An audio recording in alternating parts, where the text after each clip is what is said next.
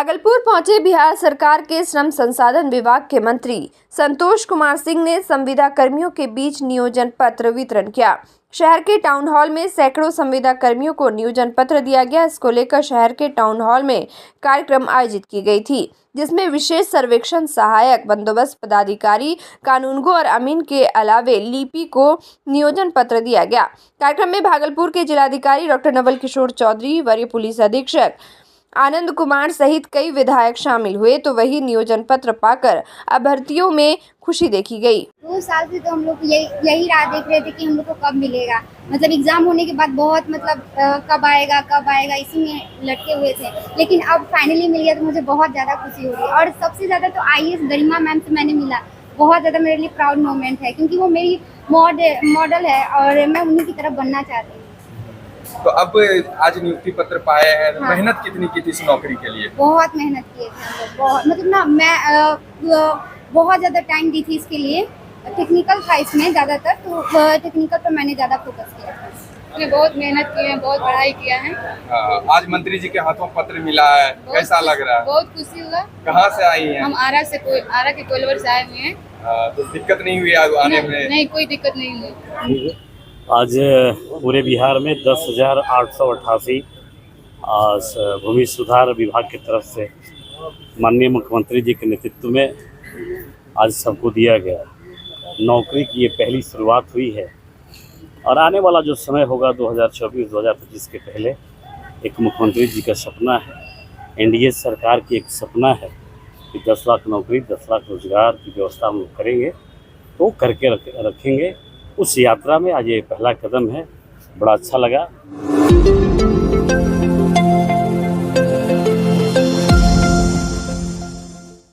भागलपुर में एक बुजुर्ग महिला ने धोखाधड़ी का आरोप लगाते हुए अपने बहू समेत 2 के खिलाफ लिखित आवेदन देकर कार्रवाई की मांग की है। सिटी SP के पास शिकायत लेकर पहुंची पीड़िता ने बताया कि उसकी बहू शाहिना परवीन ने पुत्र के मरने के बाद उसके साथ स्टाम्प पेपर पर लिखित करार किया था कि उसका पुत्र जिस कंपनी में काम करता था उससे प्राप्त मुआवजे की राशि उसकी और शाहिना परवीन द्वारा खुलवाए जा रहे संयुक्त खाते में लेंगे और दोनों का हिस्सा आधा आधा होगा, और अगर शाहिना परवीन के स्वतंत्र खाते में पैसा आएगा तो वह आधा उसे दे देगी। महिला का कहना है कि शाहिना परवीन ने अपने भाई मोहम्मद मासूम रजा और मोहम्मद शादाब से मिलकर धोखाधड़ी के नियत से साजिश के तहत मुआवजे की राशि लगभग 33 लाख रुपए चोरी छुपे अपने स्वतंत्र खाते में मंगवा लिया, जिसकी जानकारी उसे कंपनी द्वारा दी गई। जब महिला ने करार के मुताबिक आधा मांगा तो उसने केवल 4 लाख रुपए ही भेजे। जब महिला ने 33 लाख की बात कही तो शाहिना और उसके दोनों भाई ने उसके साथ गाली गलौज की। वही पीड़ित महिला ने शाहिना परवीन और उसके 2 भाइयों के विरुद्ध उचित कानूनी कार्रवाई की मांग की है। साथ ही उक्त बैंक अकाउंट के ट्रांसफर पर अविलंब प्रतिबंध लगाने की बात कही है।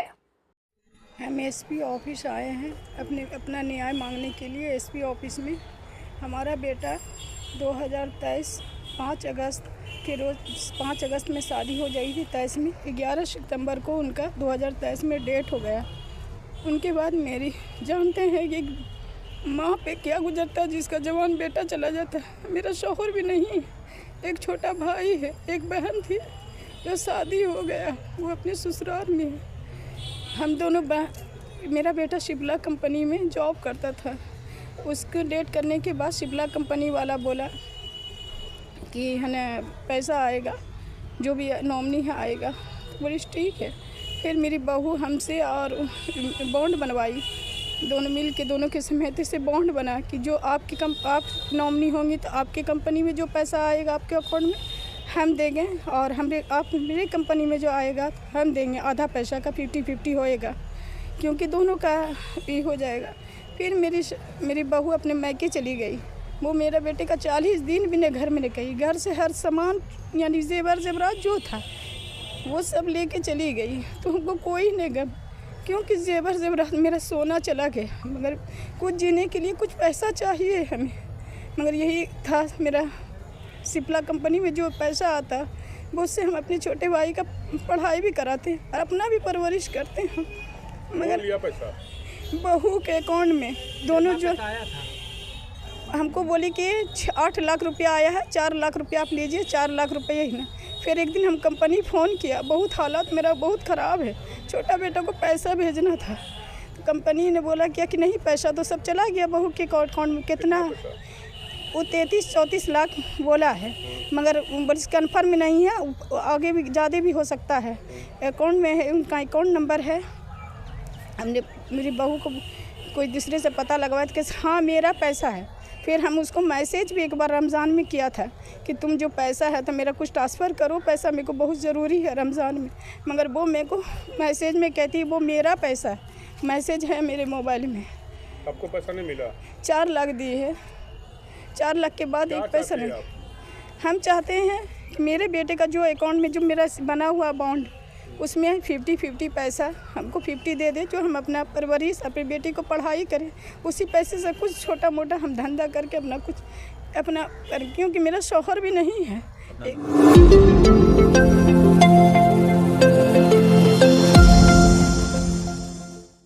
भागलपुर नौगछिया के एक स्कूल में सीपीआर ट्रेनिंग कार्यक्रम का आयोजन किया गया, जिसका उद्घाटन नौगछिया के एसपी पूरन कुमार झा ने दीप प्रज्वलित कर किया।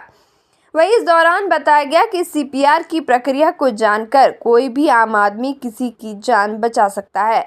जीवन जागृति सोसाइटी इस मुहिम को चला रही है ताकि ज़्यादा से ज़्यादा लोग सीपीआर सीख सके और दुर्घटना के समय इसका उपयोग कर किसी की जान बचा सके। उद्घाटन सत्र के दौरान एसपी पूरन झा ने कहा कि डॉक्टर अजय कुमार सिंह और जीवन जागृति सोसाइटी के माध्यम से चलाए जा रहे जागरूकता अभियान समाज के लिए अत्यंत महत्वपूर्ण है। उन्होंने कहा कि दुर्घटना या हार्ट अटैक के बाद जीवन बचाने के लिए सीपीआर का ज्ञान आवश्यक है। कार्यक्रम में क्लीन नौगछिया ग्रीन नौगछिया के अध्यक्ष गुप्ता, जदयू के सदस्य, महिला प्रकोष्ठ की कोषाध्यक्ष रूपा शाह, संयुक्त सचिव आभा पाठक, नीरज कुमार, मृत्युंजय और अखिलेश सहित कई गणमान्य व्यक्ति उपस्थित थे। वहीं स्कूल ने जीवन जागृति सोसाइटी और सभी उपस्थित सदस्यों को धन्यवाद दिया और कार्यक्रम के सफल आयोजन पर खुशी जाहिर की। जीवन जागृति सोसाइटी की तरफ से डॉक्टर अजय कुमार सिंह के नेतृत्व में आज हमारे स्कूल में सीपीआर ट्रेनिंग का प्रोग्राम रखा गया, जिसके माननीय अतिथि, मुख्य अतिथि एसपी साहब थे, बाल भारती के प्रिंसिपल वीरेंद्र बाबू, चंद्रगुप्त जी, कुणाल जी और सभी लोग यहाँ सम्मिलित हुए और सारे क्लास के बच्चे यहाँ सम्मिलित होकर उन्होंने इस प्रक्रिया को देखा और उसको अपने जीवन में उतारेंगे, यही हमारी कामना है और भविष्य का निर्माण करें। This is an awareness program by Jeevan Jagriti Society. President Dr. Ajay Kumar Singh sir has taken an initiative where he is going to spread awareness about life saving. Sir is continuously doing work on road accidents to avoid road accidents especially. And this CPR training, which is very important for each one, because incident and accident can take place anytime, anywhere. So it's a great initiative. Jeevan Jagriti Society is now in Delhi also. After Bihar, he has taken many initiatives like this. आज Savitri public school Naugachhia में राम कुमार साहू जी के प्रांगण में हम लोगों ने आज CPR कार्यक्रम का आयोजन किया। सीपीआर यानी कार्डियो पल्मोनरी रिससिटेशन। आप देखते हैं कि कभी भी हार्ट अटैक हो जाता है या रोड ट्रैफिक में लोग बेहोश हो गए और सांस रुकने लगा, धड़कन रुकने लगा, गंगा में डूबता है, बाहर निकालता है मेरा सिर, पता चलता है कि ये सांस नहीं ले रहा है, लेकिन वो मरा नहीं है, ये मान के चलना होगा और उसको सीपीआर करना होगा और दोनों हथेलियों से उसके छाती के बीच दबाना होता है और मुंह से सांस देना होता है।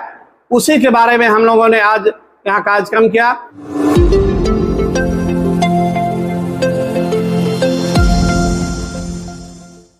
बिहार के उप मुख्यमंत्री सम्राट चौधरी के पगड़ी उतारने पर विपक्ष दल के नेता टिप्पणी कर रहे हैं, तो वहीं बिहार सरकार के श्रम संसाधन विभाग के मंत्री संतोष कुमार सिंह ने कहा कि सम्राट चौधरी ने कहा था कि राम मंदिर बन जाने के बाद पगड़ी उतार देंगे।